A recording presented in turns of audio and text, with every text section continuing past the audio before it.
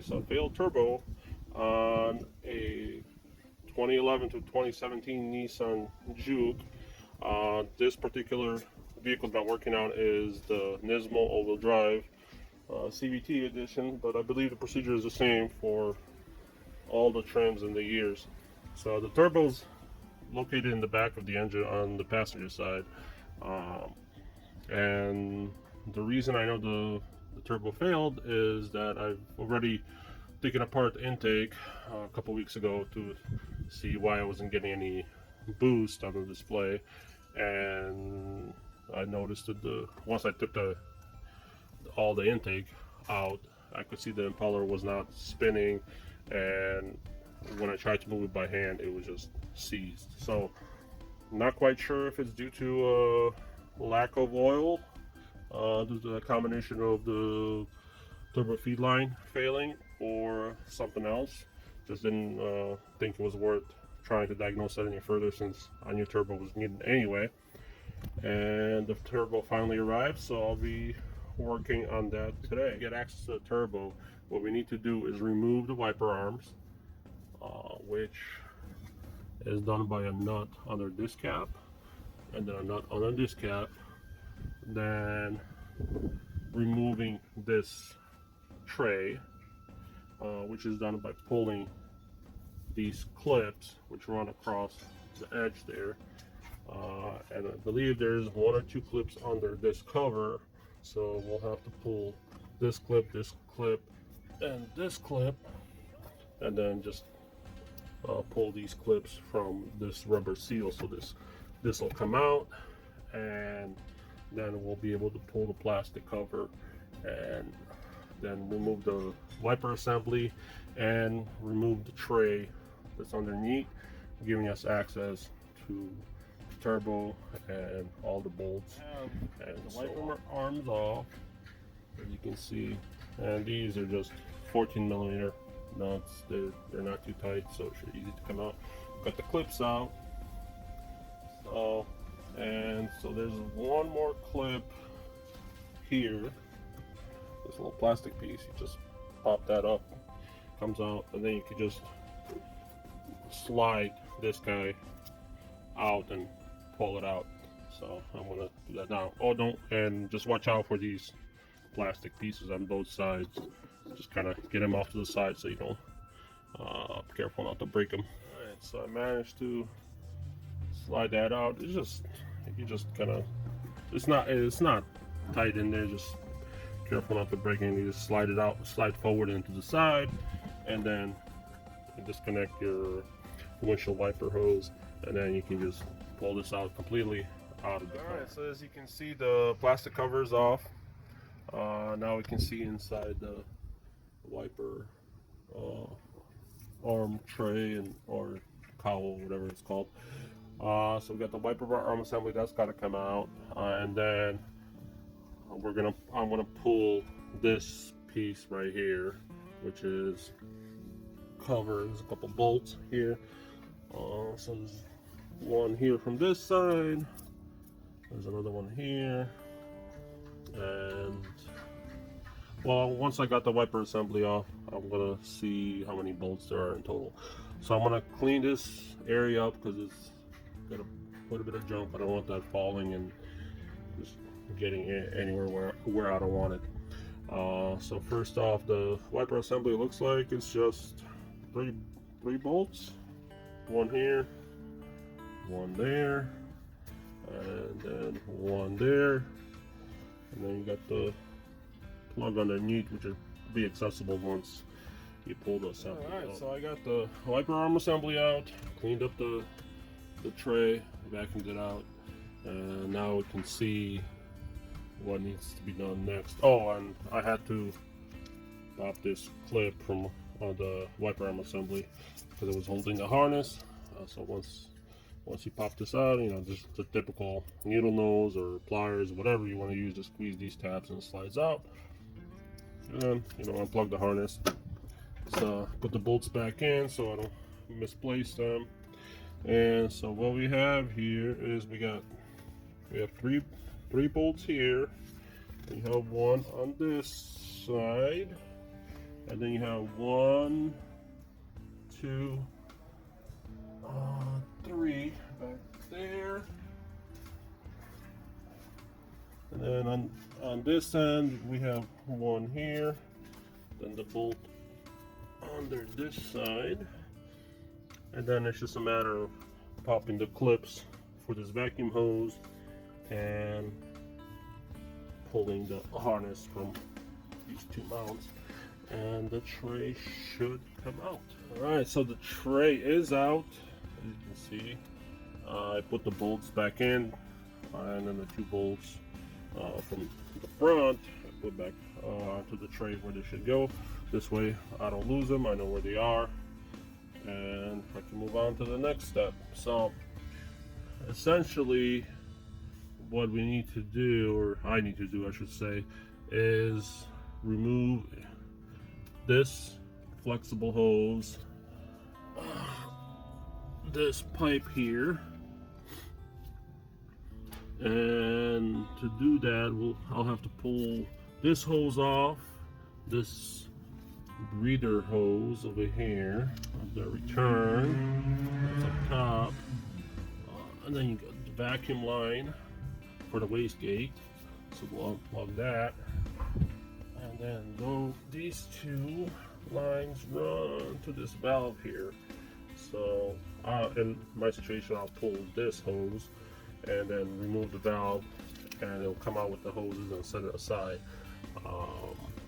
and then after that I'm gonna pull this pipe, and that should give us a lot more room to work with, and it'll give us access.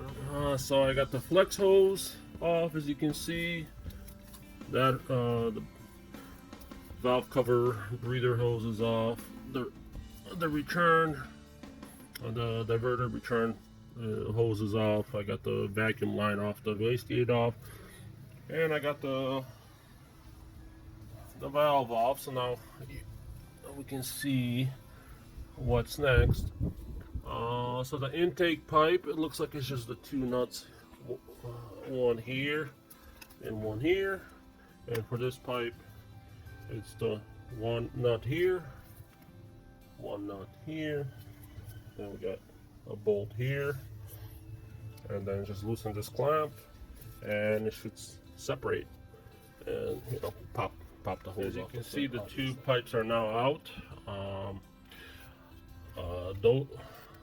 Those 2 nuts were 12 millimeters, and then the one going to the intercooler, these 2 were also 12 millimeters, and the bolt that was holding the pipe, that's a 10 millimeter, and this guy for the clamp, it's a 7 millimeter. So the next step would be to remove the heat shield, and I think I will disconnect the brake booster, the vacuum line here, just to make things easier. Now the heat shield, it looks like there's 1, 2, 3, and I can feel another one here, so 4, and these look to be 10 millimeters. Hopefully they're not too seized up. I'm gonna just try it and see, and if not, I'll have to put some WD-40 or whatever penetrating oil. Alright, so I got the top heat shield off. Slight correction, the 3 bolts on top were actually 8 millimeter. The one in the back was a 10. The heat shield needed a little motivation to come out, so a flathead screwdriver or a pry bar or whatever your preference is, and just kind of wiggle it out, and it's snug, but it'll come out. So from the looks of it, and what I'm trying to do here is I want to try and swap out just the turbo portion without the manifolds and without this guy here. So I'm gonna try and just remove the clamp, and then but first I'm gonna pull this cotter pin, separate the wastegate from this, remove the oil line, and it looks like I'm gonna try and keep the cooling lines attached for now. And then we have at the bottom here we have the oil return. Looks like it's flexible, so I may just leave it attached for now. Alright, so I disconnected the wastegate and I've loosened the bolt for the oil supply, and if we look at it, I already checked earlier. Yeah, there is oil, so I don't think we have an oil issue. I don't think it's a failed line, as it's typical for these guys. I'm gonna replace the line anyway. So at this point, I suspect either the bearing failed or one of the seals inside the turbo failed and it seized up.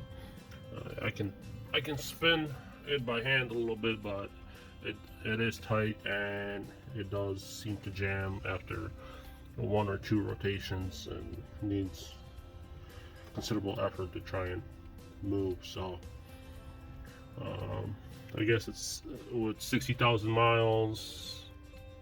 I mean, it's possible the bearing failed. So I'm gonna try and separate the remove the clamp or loosen the clamp and try to separate the turbo. See if that works. So I got the clamp loosened and off. The nut was just 10 millimeter. Loosen it up, pick it off completely, and then you're gonna need a flathead screwdriver or some sort of breaker bar and a mallet, because that is seized pretty tight. So a couple love taps, it'll loosen up the band, pull the band off, and then a couple taps on the turbo, at least in my case, a couple taps on turbo, and it starts sliding out. So I already slid it out earlier, and now I know why my turbo was not working. The shaft completely sheared on the exhaust side.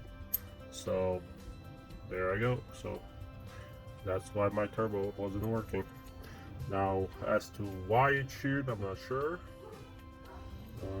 It didn't look like an oil feed line tube failure, so they was still getting oil, so it could have been failed bearing, too much play, jammed the shaft and broke off.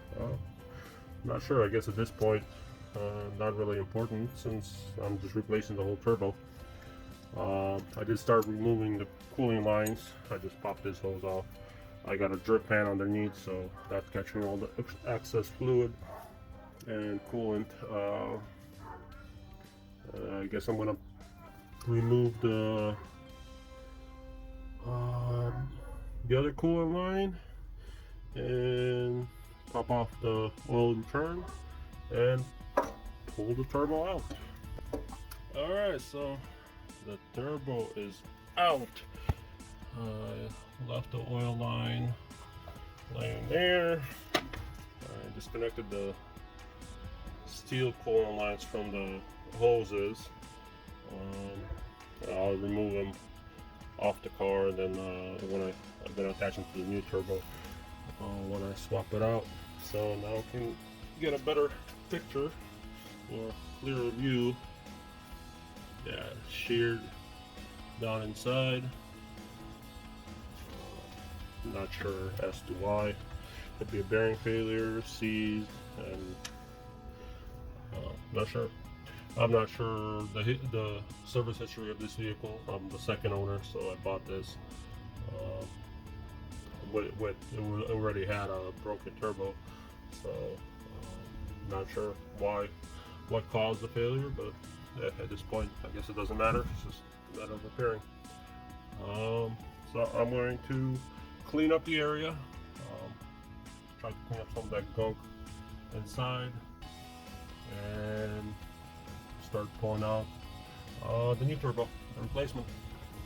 Alright, so I got some work done off camera.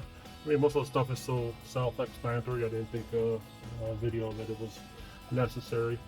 I did transfer the cooling lines and the oil drain pipe from the old turbo to the new one, of course with new washers and new gaskets for each. The turbo is now pre-fitted, it's not tight all the way down. The clamp is just hand tightened. The only thing to watch out for when putting a turbo in is to make sure the little pin from the hot side housing slides into the little hole in the turbo. That makes sure the orientation of the turbo is proper for oil flow. I did remove the oil feed line. As you can see, it's missing. That's just one banjo bolt out in the back. It's a tight fit, so all you have to do is bend the heat shield. Let's see if it's visible from this end. I think it's too dark, but it's back here. There's a bolt, 17 millimeter. Just use a breaker bar or a crowbar or whatever you have on hand, and just force the shield further away from the head of the bolt, and use whatever wrench you have available and just pull it out. It's not very tight, so should be pretty simple. The studs from the old turbo to the new one for the intake pipe, so those are in. I didn't have the right sockets for those, so I just used the two nuts backed into each other method and pulled them out that way. They're not super tight, so that was pretty easy.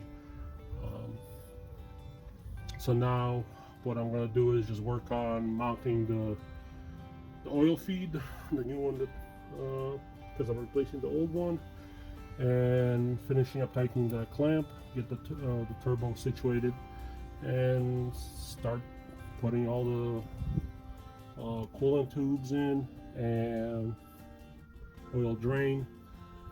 And I still have to transfer the studs for the output going to the intercooler pipe. So I'll go ahead and do that now. Okay, so as you can see, I didn't get very far.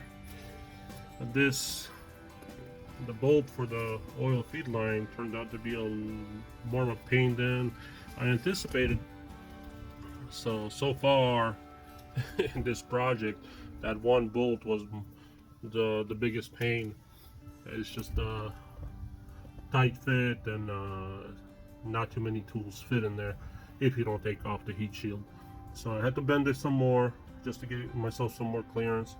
What also helped is hand tightening this mounting bolt, so the feed line just sits in place while you try to feed the banjo bolt into the block.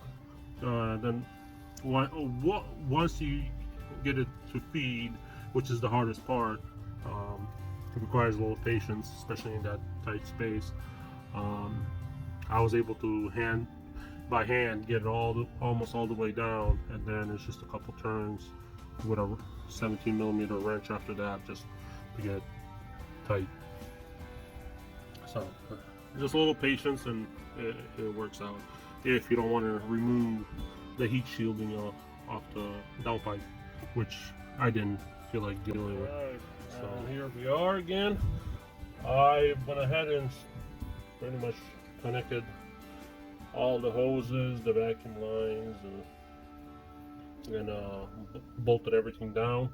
The assembly process is essentially the reverse of the disassembly, as you know, was in the video earlier. As you can see, the oil feed line is just fitted, it's not all the way in. I still have to pre-lube the turbo and then pressurize the oil feed line, so that's why that's loose before I even start the car. So I first just fitted all the hoses, all the connections without tightening them. This allows for adjustments, so that you can get the angles just right. And after everything was in, just started tightening everything one by one until it all was nice and snug. So the next step would be to get some oil into the turbo, pre-lube it, pressurize the turbo feed line, and then tighten the feed line all the way, and then crank the engine without actually starting it. So I'll have to probably pull the pump, fuel pump fuse, and get some oil going before I start the car.